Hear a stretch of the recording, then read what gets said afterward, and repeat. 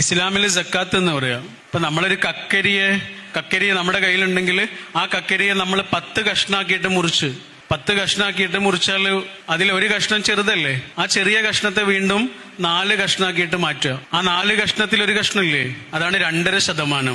എന്റെ സമ്പത്തിന്റെ 2.5% എന്റേതല്ല എന്നാണ് ഇസ്ലാം പറയുന്നത്.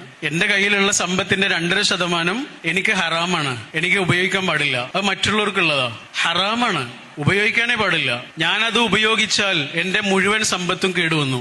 ഞാൻ ആ 2.5% മറ്റുള്ളവർക്ക് കൊടുത്താൽ എന്റെ മുഴുവൻ സമ്പത്തും സുരക്ഷിതമായി. ഇതാണ് സക്കാത്ത് എന്ന് പറയുന്നത്. എല്ലാ മതങ്ങളിലും ഇതേപോലെ ഉണ്ട്. നമുക്ക് എന്താണോ ഈശ്വരൻ തന്നിട്ടുള്ളത് അത് മുഴുവനും നമ്മുടേതല്ല, അത് കുറച്ച് പങ്കുവെക്കാനുള്ളതാണ്.